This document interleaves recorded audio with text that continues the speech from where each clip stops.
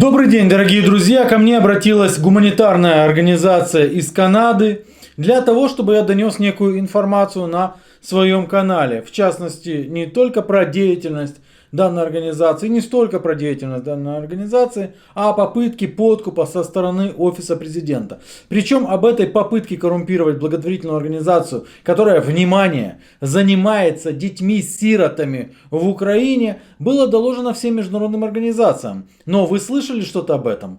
Я тоже не слышал. Оказывается, в феврале 2023 года заместитель главы офиса президента предлагал этой гуманитарной организации за откат получить деньги от Еврокомиссии. В частности, на проведение форума получить 600 тысяч евро от Еврокомиссии, 400 тысяч евро передать офису президента, 200 тысяч оставить себе. Попилить. Конечно же, я не мог пройти мимо данной ситуации.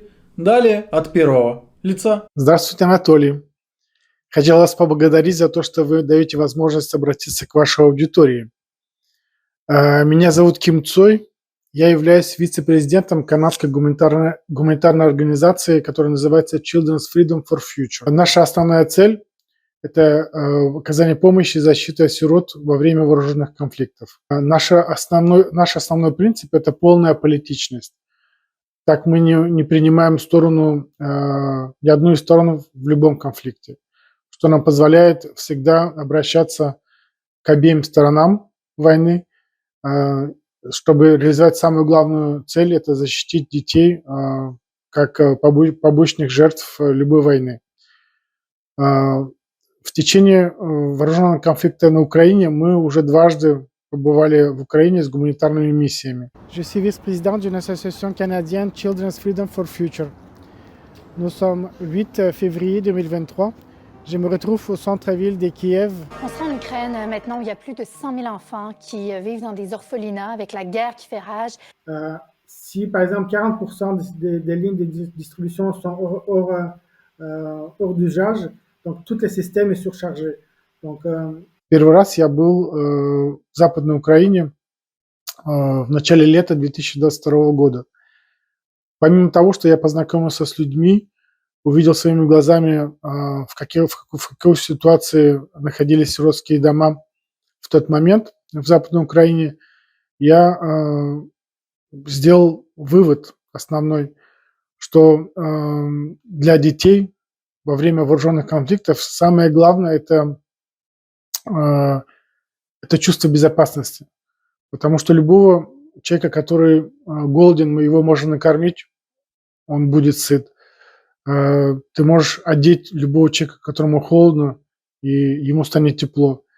Но то, что ты не можешь дать в таких условиях, это чувство безопасности. И я думаю, что долг любого взрослого человека, который более-менее нормально себя чувствует, это постараться любым способом избежать вот этих жертв попутных любой войны.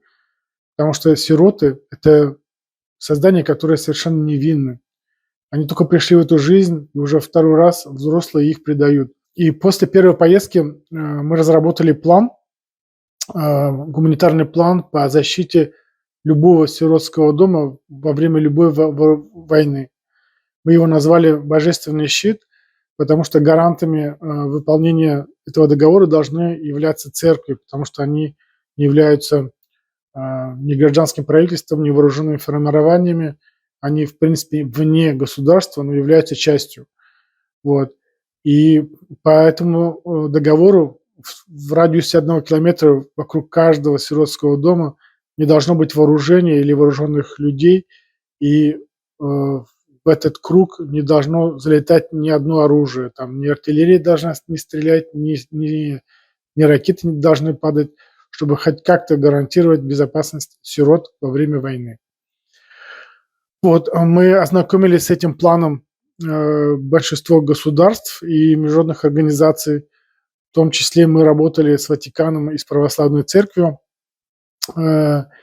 И ко второму моему визиту в Украину зимой 2023 года я приехал с гуманитарной миссией с двойной оказывать гуманитарную помощь сиротским домам и также организовать международную конференцию по безопасности детей во время вооруженных конфликтов, которая должна была пройти в Киеве. Вот.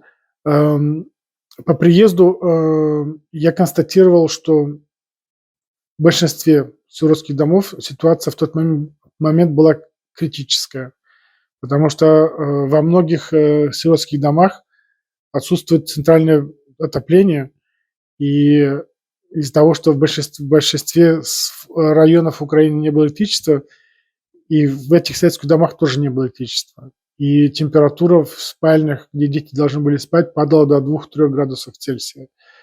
Я видел, как персонал, женщины, которые работают в сиротских домах, они днями не уходили домой и ночью ложились спать и брали с собой одного-двух самых слабых детей, чтобы теплом своего тела согреть этих детей, чтобы они могли прожить до утра. Вот. Если меня кто-то спросит, если я видел героев, я их видел. Для меня герои – это работники, мужчины и женщины сиротских домов, которые не бросили этих детей и не уехали, как могли бы уехать в Европу, как остальные граждане. К сожалению, все уровни власти, начиная от районных и заканчивая центральной властью, они самоустранились в работе с детьми, с сиротами. Потому что, например, я был свидетелем, когда в одном из сиротских домов выбило 7 окон, и они обращались там везде, и в районную там местечковую там раду, и писали даже в офис президента с просьбами о помощи. Но так это все осталось без ответа.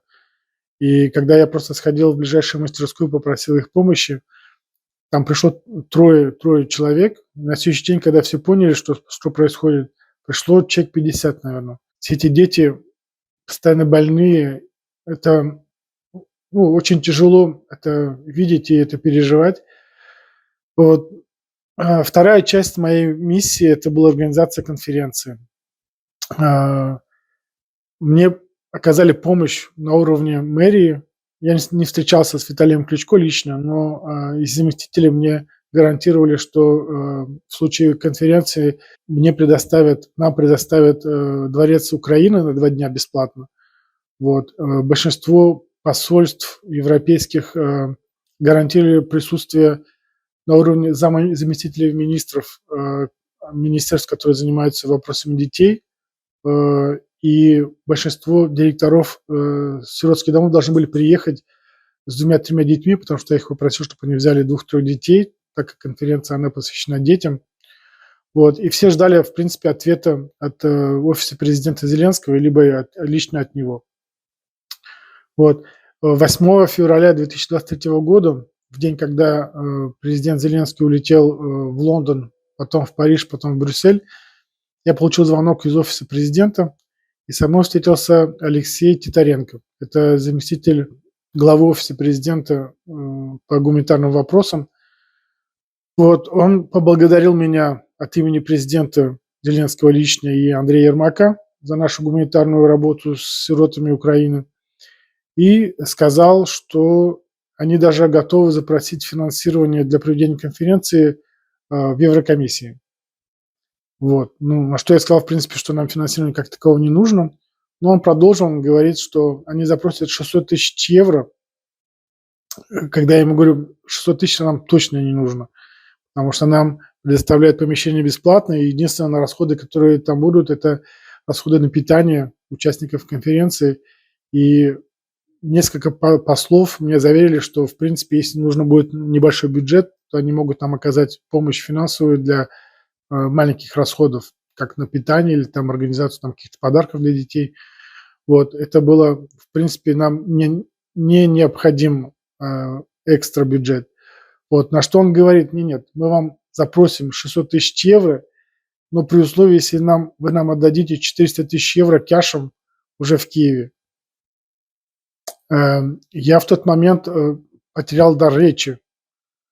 Я ему говорю, вы знаете, я приехал из Канады помогать украинским детям. Не детям Парагвая, там, не каким-то другим украинским детям. И вы мне предлагаете деньги за то, что я помогаю детям. и хотите получить деньги за это тоже. В тот момент я видел, что человек просто разозлился на меня. Он мне говорит: все платят, и вы будете платить. Вот. Я хотел просто уйти с этой встречи. Я сказал, что я просто вице-президент, и для такого рода решений мне нужно посоветоваться с остальными членами организации. Я ушел. Это было уже 6 вечера. В Монреале это уже была полночь.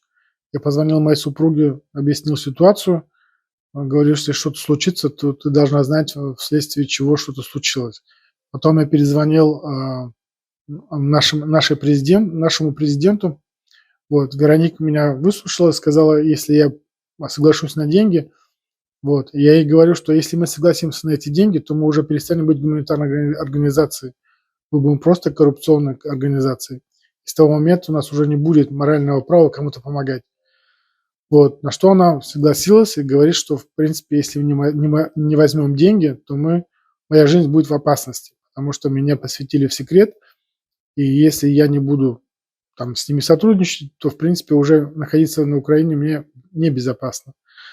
Вот, 9 февраля я сел в автобус и через Одессу выехал в сторону Болгарии. Вот.